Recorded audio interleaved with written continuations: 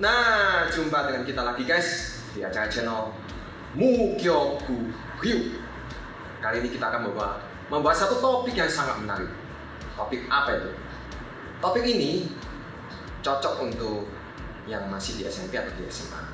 Tapi tidak terbatas hanya di SMP atau di SMA saja. Topiknya apa ya? Menghadapi bullying dengan bela diri. Ya. Nah, kita akan bicara banyak soal ini. Tetap ikutin kita ya guys. Nah guys, bullying itu apa sih? Jadi bullying yang dimaksud di sini adalah suatu perbuatan tidak baik atau yang bisa dikategorikan perbuatan tidak menyenangkan dari seseorang atau sekelompok orang yang tujuannya untuk menyakiti kita atau mengucilkan kita. Perbuatan bullying bisa menyerang mental kita atau menyerang fisik kita. Tapi yang kita mau bahas di sini adalah khusus bullying yang menyudutkan kita secara fisik. Jangan juga ditiru mentah-mentah langsung dipakaikan ke teman di sekolah. Nah, nanti jadi masalah juga guys. Nah guys, kita sudah sama-sama mendengar definisi apa itu bullying. Tapi yang pertama, jangan lupa tetap jaga keamanan diri kalian. Keep safety, itu yang paling utama.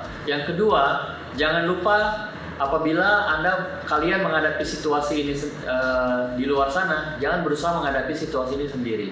Laporkan kepada orang tua, guru, atau mungkin pihak yang berwajib sebagai support system kita di masyarakat. Nah, yang ketiga, rasanya nggak lengkap kalau kami hanya memberikan teori secara verbal saja. Mungkin setelah ini kita akan berikan tips-tips secara teknik bagaimana menghadapi situasi bully dan cara-cara mengantisipasinya dengan baik dan benar.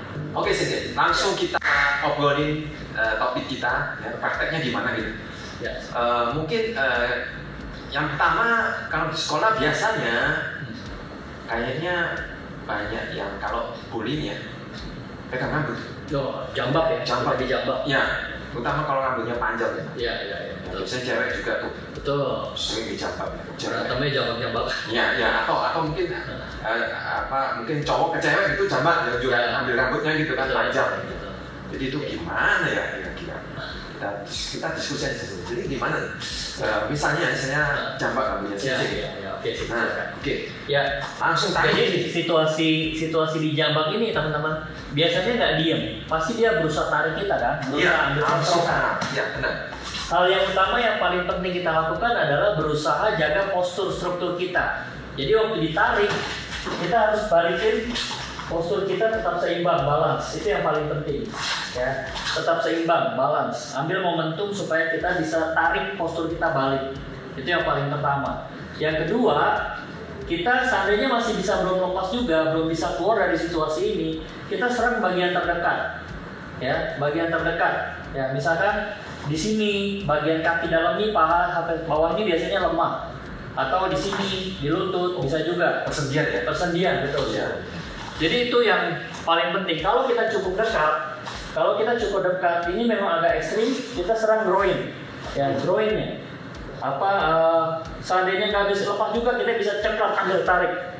Ya, atau groin ini ke leher. Bisa sebagai strike, bisa juga sebagai kita tarik. Grab juga. Jadi grab kita adu dengan grab. Ya, ini kita tarik. Ya, mungkin kira-kira seperti itu gambarannya. Gitu sih Bu. Jadi bisa groin juga ya, tapi mungkin kita kira-kira gitu ya? Ya, kira-kira cukup dia sakit gitu. Betul. Ya. Cukup dia sakit, jadi kita ada kesempatan untuk mungkin menghindar dari situasi gitu. Betul, itu yang prioritas pertama. Kita harus keluar dari situasi itu. Seandainya memang eskalasinya naik, baru kita tingkatkan lagi. Gimana caranya melepaskan? Misalnya dia tidak mau melepaskan, itu kalau kita terpaksa deh. Betul. Tapi untuk memberikan rasa sakit, supaya kita ada waktu ya untuk mungkin lapor atau minta bantuan yang lain. Iya, gitu. Nah guys, selain dijambak, kita juga ada jenis bully di mana kadang kita dicekek atau dicengkram baju kita ya. Nah itu kira-kira menurut Sifu gimana Sifu? Mungkin ada yang kita nyekek atau ada yang tarik baju ya. Itu menurut Sifu gimana sih? Ya, Kalau seandainya saya praktekin, Nah, jadi tarik. Kalau ditarik gini, kita kan keikut gini. Iya. Tapi kita harus tetap tegak juga. Jadi jangan sampai kita seperti ini. Jaga postur ya. Jaga postur. Sebenarnya sama juga sama yang tadi ya. Iya. Tapi tadi kan udah kena jambar. Iya. Terus kita cari posisi di mana postur kita tetap terjaga. Iya. Nah, kita di sini juga. Jangan sampai kita ditarik, kita ikut gini. Oh. Nah, ini nanti lututnya. Nah, naik gitu. Kita di sini di lutut. Jadi misalkan gini tetap tegak. Jaga. Mendekat. Nah, mendekat bisa dorong dia. Oke. Seperti itu. Atau tarik. Nah, ini sikut bisa sakit. Nah, gitu ya. Nah, seperti itu. Kita sambil lindungin sini bisa juga. Nah, buka gini. Ampun Mas. Ampun Mas. Nah, seperti ini. Ini kan sakit Pak. Kalau gas gitu. Ya. Elbow ini keras ya. Gitu. Oke. Ya. Itu melepaskan dari teknik cengkraman ke baju ya, kerak atau cekekan ya. Ya. Nah, tujuannya sama sih. Nanti kita memberikan rasa sakit supaya kita ada kesempatan untuk keluar dari situasi. Nah, Sensei, tadi kita udah bahas topik yang menarik gitu ya. Jadi kalau kita bajunya ditarik. Nah, saya pikiran satu lagi ya, yang mungkin pembuli suka lakukan. Di jalan juga kadang kita bisa menemui situasi seperti ini. Seperti apa tuh? Backup. Dibekap dari belakang. Dari belakang. Itu sering banget kan? Betul. Betul ya. Tiba-tiba dari belakang itu kan atau siapa gitu ya, tiba-tiba di backup. Iya. Itu gimana ya kita atasinya gitu ya? Kalau menurut Sensei, problem solvingnya itu seperti apa? Oke, situ. Oke, jadi kita coba ya set seperti ini. Iya. Jadi kita dibekap dari belakang. Yang paling teman-teman mesti ketahui adalah kita harus punya sense, reaksi. Kalau ini sudah ngelok memang agak sulit, butuh ekstrim lah, gerakan yang ekstrim. Tapi waktu dari awal, begitu kita tahu ada orang dari belakang, kita harus cover. Kalau perlu 2 tangan supaya power kita lebih besar.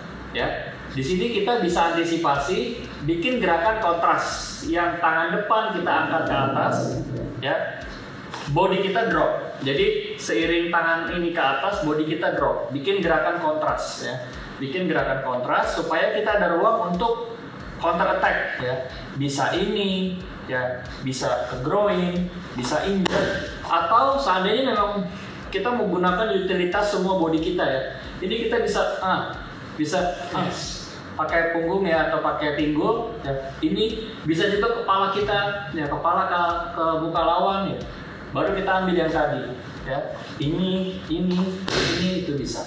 Atau ekstrimnya kita angkat, kita bisa ke belakang kita angkat 2 kaki, kita jatuhkan lawan kita. Oke. Kira-kira itu teknik-teknik yang bisa kita terapkan di situasi berhak dari belakang.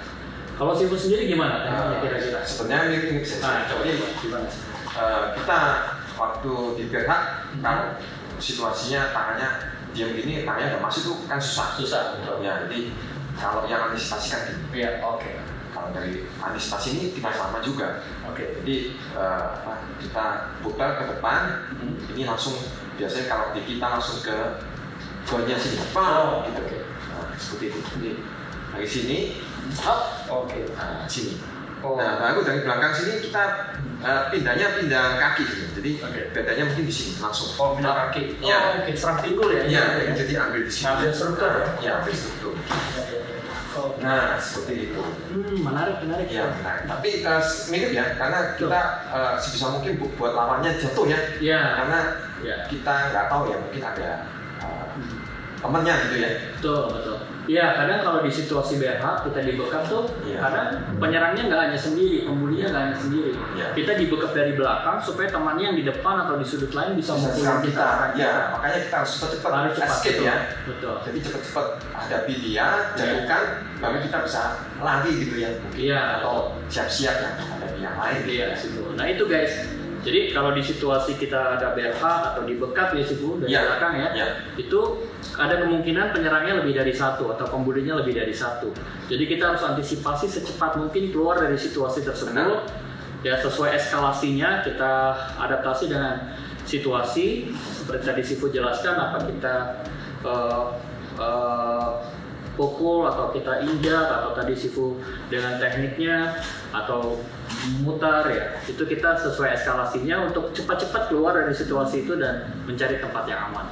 Kira-kira demikian guys, itu ya Sifu ya. Ya, benar.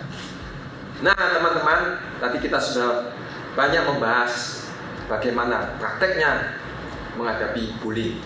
Jadi prakteknya kalau kita menghadapi kekerasannya atau bullying ya. Tapi jangan lupa kita tetap mengedepankan cara-cara yang bijak untuk mengatasi bullying.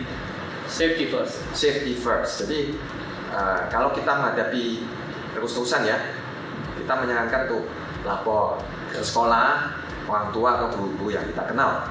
Yeah. Ya, itu paling bijak. Tapi jika terpaksa ya ada pencegahan ya yang tetap kita lakukan, tapi jangan main hakim sendiri. Tetap perlu diingat. Nah, kita berharap teman-teman terus mengikuti channel kita Mukyoku Ryu. Bagi teman-teman di rumah yang menyaksikan episode kali ini, yang punya pertanyaan tentang konten kita di episode ini, silakan ketik atau ajukan pertanyaan teman-teman di kolom komen. Dan untuk menerima notifikasi di episode-episode selanjutnya, jangan lupa ketik tombol subscribe. Juga like, komen, share ke media sosial teman-teman tentang acara kami Mukyoku Ryu, supaya kedepannya kita bisa buat konten yang lebih baik lagi dan berkualitas tentunya. Oke guys, salam olahraga dan sehat selalu.